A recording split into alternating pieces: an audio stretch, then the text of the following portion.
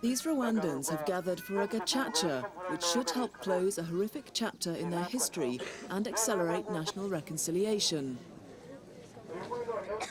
The Gacaca is a people's trial. I've decided to tell the truth. The whole truth. Concerning the crimes I have committed. I took part in the attack which killed Emmanuel Murambyi. In 1994, extremist Hutus with government backing began to slaughter more than 500,000 minority Tutsis and politically moderate Hutus. A rebel group stopped the massacres, and since then more than 100,000 suspects like these have languished in jail, some undoubtedly innocent. Only a minority of inmates have been tried by Rwanda's courts or the specially instigated International Criminal Tribunal. Lack of resources and political will has kept the majority incarcerated until now. To speed up the process, the current government, largely made up of Tutsis, restored the Gacacas. Traditionally, a Gacaca was held to solve minor conflicts by letting everyone concerned have their say and leaving the decision to the wise men of the village. But the new-style hearings begin with the election of wise people. They must be at least 21 years old, of good conduct, never suspected of involvement in crimes against humanity, and they must never have served a prison sentence of more than 6 months.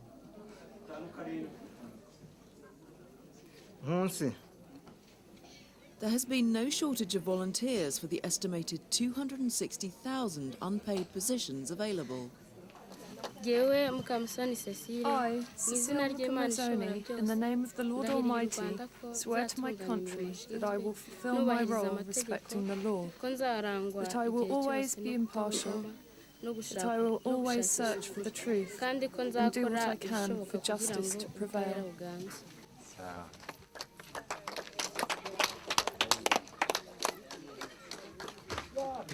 A couple of Gacacas have already been held to test the system, and the government hopes that most could be working by March to help reduce the huge backlog of cases waiting to be heard. The authorities see this as the only way to achieve at least some kind of justice.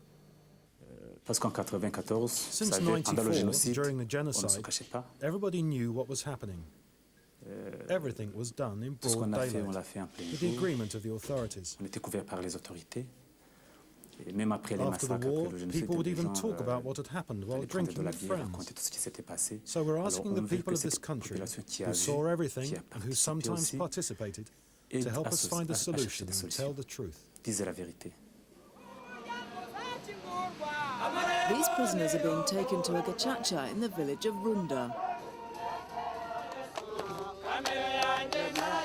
Their happiness might seem odd given the hearing they face.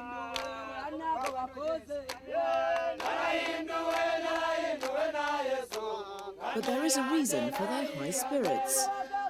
Je dois avoir quand même un bénéfice. I should benefit. Quel est le bénéfice? D'être libéré. To be freed, because I know my crime. And I know what the sentence is that is given for this crime.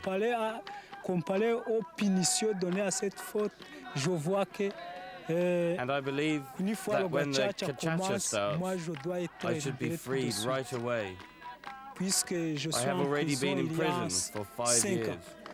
The wise people voted onto the Gacacas receive some legal training and have a public prosecutor on hand. But the procedures and standards are a far cry from those of the International Tribunal. I asked the family of Emmanuel, if they're still alive, to come here so I can ask them to forgive me. The defendants have no lawyer and no right to appeal, but by confessing beforehand, they will get a reduced sentence. I ask all the Rwandans and the state of Rwanda to forgive me. And I promise that if I remember anything else, I will come back in front of you, speak the truth, and ask again for your forgiveness. The worst crimes are tried by normal courts, which in Rwanda can impose the death sentence. The maximum sentence at a Gacaca is life imprisonment. Another reason why some prisoners are happy to appear. Disputes often arise, and witnesses say the defendant at this Gacaca confessed in a private letter to more murders than he has publicly acknowledged, including that of a child. This woman who says I wrote a letter to Marie, it isn't true.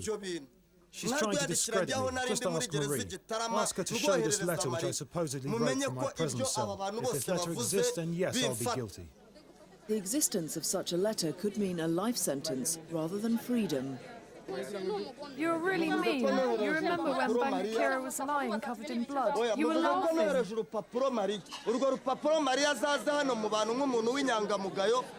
You say I've sent this letter to Marie? Well, go ahead, bring this proof, which I supposedly wrote from prison. The procedure might seem crude, but defendants face this or many more years in jail awaiting trial. This letter, we don't have it. But I saw it. It is the police officer in the village who has it in a file. We don't care about the letter. Did you participate in these attacks? Are you guilty of the murders you're accused of? This child, I don't know him. The family he was living with, they're alive. Go and ask them if I'm the one who killed that child.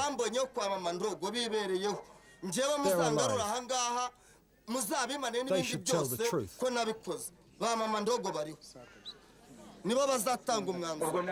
So many Rwandans have been displaced by past events that finding some witnesses is an impossible task. But the authorities believe enough people will come forward to testify and to judge others.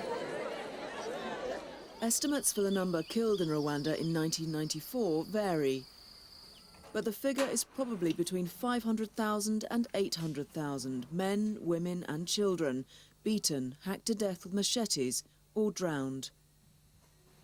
The national genocide site is at Murambyi, south of the capital, Kigali. Here, the remains of about 30,000 bodies were collected from surrounding villages, covered with lime and displayed, in the hope that no one would forget what happened. Chantal Mukamana testified at the Gacaca. She's a Tutsi and was thrown into a river with her 2 children, who drowned. She doesn't expect Hutus to testify. Many of them have seen things, but they're not going to accuse their own family. Do you really think they would accuse them? There is still some communal friction in Rwanda between the Hutus and Tutsis, which is partly why the authorities brought back a modified Gacaca system.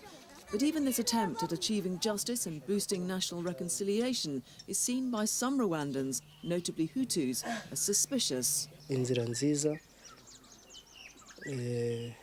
y'ubwiyunge. Gacaca might be a good way of achieving national unity and reconciliation in Rwanda if there wasn't a political problem. Cya politike yiboneramo inyungu zo kugaragaza akabaro kagira abantu. The government is trying to exploit the situation and the survivors' pain, kugaragaza ko abahutu to incriminate all Hutus for the genocide of the Tutsis. Kwica abatutsi. 1994 left huge problems at every level. The concentration of prisoners is a drain on limited resources, and the number of innocent people detained is probably far higher than in more developed countries. While the focus is on prisoners, many victims feel that their suffering is not fully appreciated and addressed by the politicians. The International Criminal Tribunal has helped the cause of justice after overcoming its own early problems with mismanagement. But applying the tribunal's standards to courts in Rwanda would be costly and time-consuming. So the big question is, what level of justice can the Rwandans afford, financially, socially and politically? More money or legal brains wouldn't automatically produce conclusive evidence of guilt or innocence. The prisoners themselves, not surprisingly, just want to get out as soon as possible. So perhaps the Gacacas are the best way forward for Rwanda. Prisoners here, they've had enough of being in prison for the past 6-7 years. Some are even starting their 8th year in prison without even knowing why they're here. They haven't met with any judges, they're here, they're locked up, they're waiting. They don't even know what they're waiting for. So for them, any solution will do, as long as all this stops. Conditions in some Rwandan jails have been branded as deplorable by human rights groups for the guilty, let alone the innocent. But the Gacacas give power to the people and could make a bad situation more tolerable, which, given Rwanda's history, is a positive step.